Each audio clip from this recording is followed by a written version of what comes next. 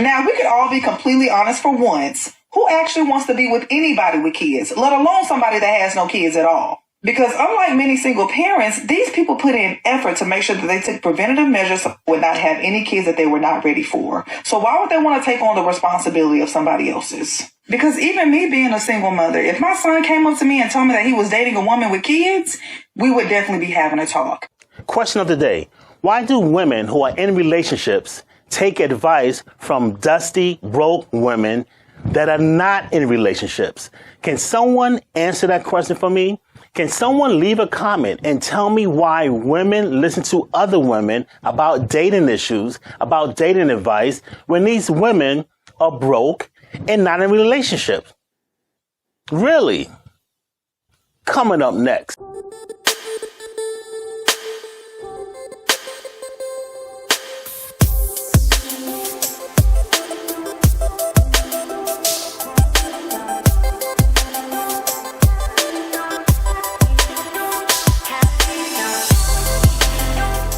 Welcome to Rewind, my new online digital platform. Before we go any further, I want you to do one thing. We're going to take care of some housekeeping by hitting that subscribe button. Hit the subscribe button, hit the bell for future notifications. That way you are notified when a video comes out each and every week. Let's get right to it. What I don't understand, why do women who are in relationships, these relationships are not doing too well, but they get advice from women that are not in a relationship. They get advice from women who can't keep a man. They get advice from women who don't have 2 pennies to rub. They get advice from women who don't have a pot to piss in or a pot to throw it out. Why do women take advice from these women? This is why you're alone. This is why your relationships is in shambles. This is why you can't keep a man, because you're getting these advices from these other women who can't get their lives together. It's like the blind leading the blindfolded. You want my number? Okay, well, first things first. I'm bipolar as hell, so my mood change on the daily. I got 2 kids, so when I take these clothes off, my titties gonna sag and this belly gonna hang. I like to eat a lot, so you have to buy me food all the time. I don't do no back toe. I got a fly mouth. And in the mornings when I wake up, my breath is funky as hell. So if I roll over to give you a kiss and you deny me a kiss just because my breath funky, you gotta go. And yet, this is the type of woman that you're taking your advice from. This is the type of woman that you're going to. This is the type of woman like sleeping on the couch, or should I say laying on the couch, and having a psychiatrist or a psychologist trying to analyze your life. This is the type of woman that you're going to. If this is your go-to woman, then I don't feel sorry for you.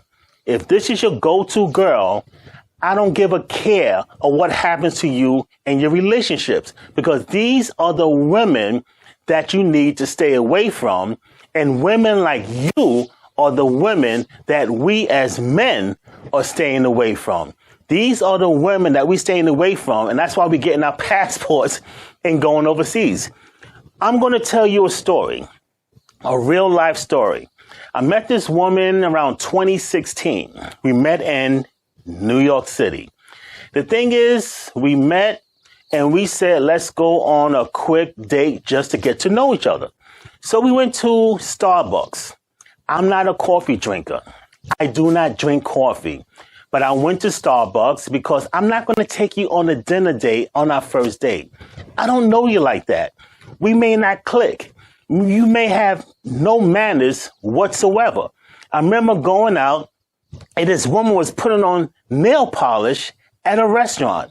Some of you have no class. Some of you have no couth.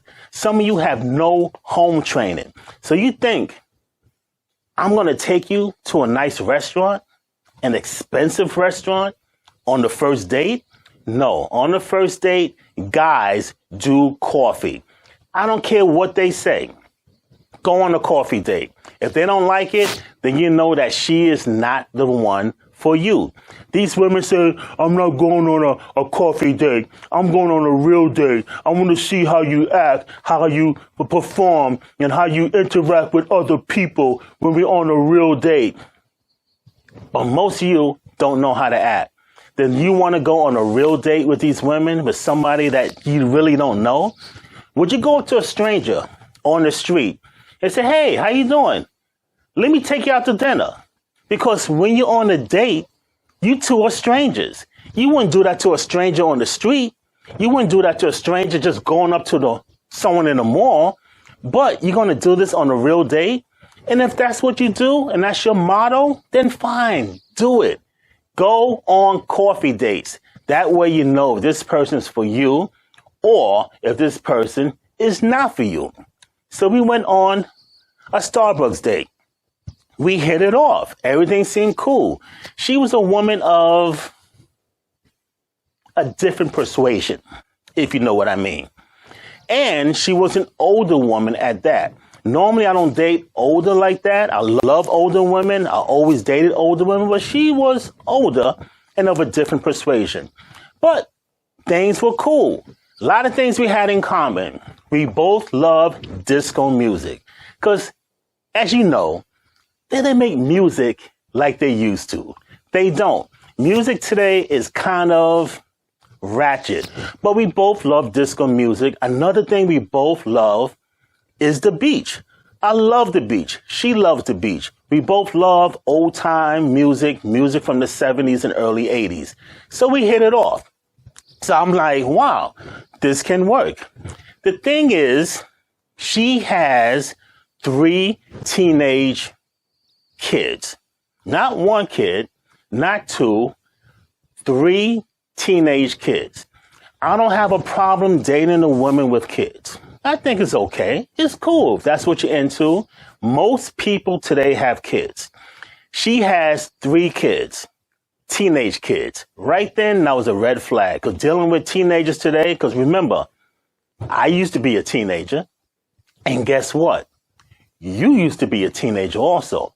So dating teenagers, dating women with teenage kids, I should say, not dating teenagers. That's another story, another topic for another time. But dating women with teenage kids, not kid, kids plural, can be a little daunting. One of the kids did not like me. One of the kids, she didn't like me at all. So therefore, I was like, uh-oh, there's a situation. There's going to be a problem. So, hey, I'm not dating a kid. I'm dating her. Another thing is that the ex-husband was a good father. But she always used to say things about the ex-husband. Ex-husband this, the ex-husband that. A lot of women always bashing the ex-husband. So you are led to believe what? The ex-husband has a problem. The ex-husband has a situation. So she was saying how the ex-husband wouldn't talk to her, didn't want to do any family things with her, wouldn't even sleep with her. So I'm saying, what's wrong that your ex-husband wouldn't sleep with you? There got to be something wrong with him. But sure enough, the more I started going out with her, the more dates we had, I started seeing a lot of red flags. Then I started seeing why he didn't want anything to do with her. I started seeing why he didn't want to sleep with her. I started to see why the relationship started to crumble. And as we went further and further along with the relationship, I started seeing a lot of red flags. Then she started to do something. When things weren't going that well with us, she started going, asking advice from her girlfriend. Let's call her girlfriend Jackie. Now, Jackie, she was cool at first. I had no problem with Jackie. The problem with Jackie is that she started going into my ex-girlfriend's ear, started saying things. Then things started to get back to me, what Jackie was saying to my ex, which started making our relationship in shambles. She would say things like, oh, I went into Tommy's Instagram. And guess what? An Instagram model hit him up, started following him. Now, I have no control of people following me on Instagram. I have a huge presence on Instagram. I have a huge digital swag on Instagram. Now, one thing about Instagram as opposed to Facebook, you can delete somebody or decline somebody if you don't want to be their friends. But on Instagram, anyone can be a friend in terms of your follower. So you cannot help that. So if an Instagram model, if a stripper, someone who dances on poles hit me up, I have no control over that because Instagram, you have followers. So you cannot delete or decline somebody from being a follower or your friend as opposed to Facebook when you can decline. So she went into my ex-girlfriend's ear and said, oh, an Instagram model or stripper, whoever she was, started following me. I have a lot of followers. Now I had to hear her mouth about this person, this woman following me. Like I said, I can't control that. I have no control over that. Then other things she started doing, going into my ex-girlfriend's ear. Then, of course, it gets back to me. I got to hear this mess. And then she started listening and following what her girlfriend would say instead of doing things that she should be doing on her own. Why is she taking advice from Jackie? Now, Jackie was tall, like 5'9", 5'10". She was almost my height.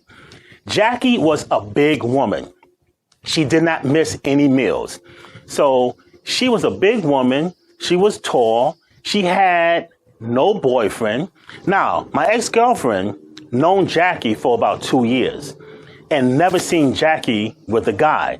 But Jackie kept claiming that she had this imaginary boyfriend. She claimed that she had this boyfriend who was Hispanic that worked at a restaurant. But in the 2 years that my ex known Jackie, she never seen Jackie with a guy. So Jackie would come out with this imaginary boyfriend, knowing damn well she had no man. She was broke. She was dusty. She was destitute. But you taking advice from her and is meddling in our relationship?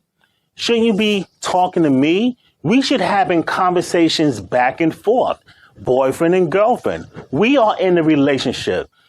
Unless you're in a relationship with Jackie, and that's why you're listening to Jackie.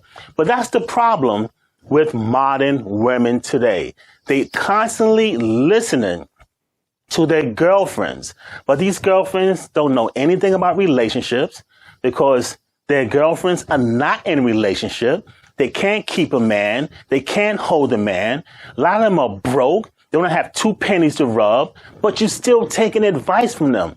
Why do women take advice from these women, these dusty women? And they wonder why their current relationship with their current boyfriends, husband, whomever is not working out. Leave a comment in the comment section below. Tell me, why do women listen to dusty women for advice? Why do women listen to lonely women for advice? Can anyone answer that question for me? Leave a comment right in here, right now, and let me know, because I'm still baffled over this situation. So to make this long story short, we ended up dating for about a year. It didn't work out. We said, let's take a break. So we decided to take a break. 9 months later, I know what you're getting at when I said 9 months later, but no, it's not that. There was no kids involved. She wasn't pregnant. It just turned out 9 months later, she texted me saying that she wanted to get back together. And I was like, I started weighing the pros and the cons and said, you know what? It's not working out. Let's just go our separate ways. But, of course, her being a woman did not want to go her separate ways. She wanted to continue the relationship. But if the relationship is not going well, if things are not going as planned, and if this woman, Jackie, is always in your ear, why would we go on anyway? It's just best that we just go our separate ways. And from then on, I just went my separate ways. She tried to contact me a few times on Facebook and other social media, texting me because I just ignored what she wanted to say because I had nothing to say. It was over. It's done with. You put yourself in that position, just like many women put themselves in this position, all because someone else was in your ear, all because you thought you was cute with your friend going out drinking. Oh, did I talk about the drinking? Did I tell you about my ex-girlfriend always drinking? And that's another thing, always in the streets, always drinking, and things don't go your way, but you're mad at me because you couldn't take care of simple things. So this week's Stomp Award goes to you because you cannot keep a household, because you cannot keep things the way you're supposed to keep things, and blaming other people for your mistakes.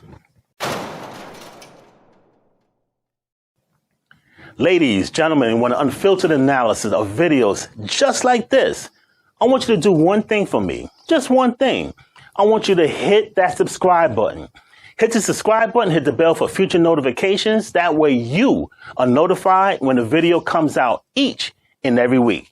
And don't forget to share this comment, share this video, and let's get the conversation started.